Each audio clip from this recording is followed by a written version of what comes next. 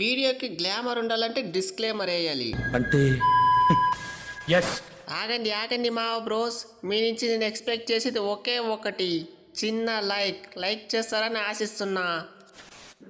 Hello, ఏంది Dhoni bro ఈ అన్యాయము? చెన్నై టీంలో ఎన్ని ఏండ్లుండా అయినా కూడా అమ్ముకుంటారా? మరి ఇంత దారుణమా? జడ్డు తమ్ముడే బేకాటే. అయినా నా చేతిలో ఏముంటుంది? మేనేజ్మెంట్ ఏమంటే అదే, వాళ్ళు ఎవరిని పిక్ చేస్తే వాళ్ళే. అయినా ఎన్ని సంవత్సరాలు ఒకే టీంలో ఉండి మళ్ళీ ఇప్పుడు అగైనెస్ట్గా చెన్నైకి నీకు బౌలింగ్ ఎలా వేయను? నా వల్ల అవ్వదంటే అవ్వదు. అయినా జడ్డు, సిఎస్కేలో one of the greatest player నువ్వు. ఎన్నో మ్యాచ్లు గెలిపించినావు. 2023 అసాధ్యమైన మ్యాచ్ గెలిపించి కప్పు కొట్టించినావు. ఎన్నో మ్యాచ్ విన్నింగ్ నాగులు. అట్లాంటి ప్లేయర్ని ఆపోజిట్లో చూడడం బాధగానే ఉంటుంది. కానీ ఏం చేస్తాం, విధి. అయినా ఏం పర్లేదు, నేను ఐపీఎల్ జర్నీ స్టార్ట్ చేసింది రాజస్థాన్ రాయల్స్ టీంతోనే. ఇప్పుడు ఎండ్ అయ్యేది కూడా రాజస్థాన్తోనే. ఏం పర్లేదు. అమ్మయ్య, మొత్తానికి ఒక శని టీం నుంచి అయితే బయట పడ్డా. ఎట్లొచ్చేది అనుకోటి, ఎట్లా ఫైనల్గా ఏదో ఒక ట్రేడ్ రూపంలో బయట అయితే వచ్చేసిన. అది 5 కప్పులున్న చెన్నై టీంలో అయితే జాయిన్ అయిపోయినా. ఏంది సంజు బ్రో, నీకు కొంచెం కూడా బాధ అనిపిస్తలేదా? అక్కడ జడ్డు చూడు ఓ ఎమోషనల్ అయిపోతా ఉన్నాడు, నువ్వేం చూస్తే ఎంజాయ్ చేస్తూ ఉండవు. ఏంది ఇది? ఆ రాడ్ టీం నుంచి బయట వచ్చేకి ఎమోషనల్ ఒకటి. 2-3 ఏళ్ళుగా ఆలోచిస్తూనే ఉండా, ఎట్లా బయట రావాలా అనేసి. ఏదో లక్కీగా ట్రేడ్ రూపంలో చెన్నై వాళ్ళు ఒప్పుకుంటారు కాబట్టి బయట వచ్చేసా. 2 సంవత్సరాల ముందు రాజస్థాన్ రాయల్స్ అంటే ఎట్లుండే టీము, మొత్తం అమ్మి మింగారు. ఈ యూట్యూబ్లో బొమ్మలు చూసే పరాగ్కి కెప్టెన్సీ ఇచ్చిండారు. ఏందది అసలు? ఆ టీమా లేకపోతే ఏందది? సంజు బ్రో, మాటలు జాగ్రత్త. ఈ పరాగ్ గురించి నీకు ఇంకా తెలీదు. చూస్తారు కదా లాస్ట్ 2 ఏళ్ళలో ఎట్లు కొట్టానో, ఈ సంవత్సరం కూడా అదే చేస్తా.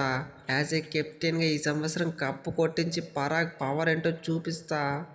నీ ముఖానికి అదొకటి తక్కువ. ఫస్ట్ మ్యాచ్ మీతోనే వేసిండారు, అప్పుడు చూపిస్తా ఈ సంజు పవర్ ఏంటో. సంజు రివెంజ్ తీర్చుకుంటే ఎట్లుంటుందో చూపిస్తా. దిగ్వేషు, ఓ మై డియర్ దిగ్వేషు, ఏం చేస్తున్నావు నాన్న? ఏం లేదు పులి బ్రో, ఐపీఎల్ స్టార్ట్ అవుతా ఉంది కదా, ఎన్ని సైన్లు పెడదామా అని ఆలోచిస్తూ ఉండా. మ్యాచ్కో 4 వేసుకుంటే 14 మ్యాచ్లకి ఎంతో అవుతుంది. అరే ఓ దిగ్వేషు, నీ సంతకం సెలబ్రేషన్ ఏ టీం పైన చెయ్యి, కానీ మా ఎస్ఆర్హెచ్ పైన మాత్రం ట్రై చేయకు.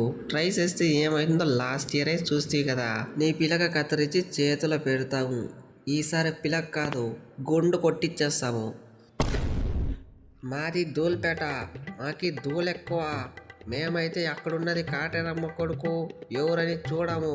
నా సెలబ్రేషన్ నాదే. మనిషికో మాట గొడ్డుకో దెబ్బ అన్నారు. చెప్పేది చెప్పినా నా పైన నీ ఇష్టము. ఇక్కడ ఉన్నది కాటేరమ్మ కొడుకులు, తెలుసు కదా. ఒక్కరు మిస్ అయినా ఒక్కరు తగులుకుంటారు. నీ పులుసు కారేదాకా కొడతారు. ఆ పైన నీ ఇష్టం, నాకు సంబంధం లేదు. ఓ దిగ్వేష్ బ్రో, నువ్వైతే వాళ్ళకి ఏం భయపడకు. అక్కడ కాటేరమ్మ కొడుకుంటే ఏంది, ఎవరుంటే మనకేంది, మన సెలబ్రేషన్ మందే. అరే ఓ హర్షిత్ రానా, ఎంత కొట్టినా చావని పావురా నువ్వు. ఎన్ని మ్యాచ్ల కుక్కను బాదినట్లు బాధినావు. అయినా కూడా నీ బుద్ధి అయితే అస్సలు మారదు. అయినా ఈ సంవత్సరం నీకు ఇంజురీ అంటే కదా, మ్యాచ్లు ఆడవంట కదా. I'm feeling sad for you. అవును అభిషేక్ బ్రో, నేను కూడా ఈ సంవత్సరం ఐపీఎల్ ఎస్ఆర్హెచ్ 2 మిస్ అవుతా. అవునవును, ప్రతిసారి ఎస్ఆర్హెచ్తో కుమ్మించుకుందే వాడికి నిద్ర పట్టదు. అట్లాంటిది ఈసారి టీవీలో చూస్తూ ఉండడు, అందుకే వానికి బాధ అవుతా ఉంది. ఓ గోయంక బ్రో, నా ఫస్ట్ మ్యాచ్ లక్నోతోని, అది కూడా లక్నోలోనే, తెలుసు కదా. ఇంకా లాస్ట్ ఇయర్ సేమ్ గ్రౌండ్లో మంచి 50 కొట్టి నా పవర్ ఏంటో చూపించిన. ఈ ఇయర్ కూడా మంచి రివెంజ్ అయితే లోడింగు. లేదమ్మా, అప్పుడు కథ వేరు, ఇప్పుడు కథ వేరు. మేము ఈసారి జెర్సీ మార్చినాం, లోగో మార్చినాం, అంతా మార్చేసినాం. ఇక్కడ నుంచి మా తలరాత కూడా మారుతుంది. ఫస్ట్ కప్పు కొడతాము. అరే ఓ గోరింక, మీరు కప్పు కొట్టాలంటే మార్చాల్సింది లోగో జెర్సీ కాదు, నీ బుద్ధి.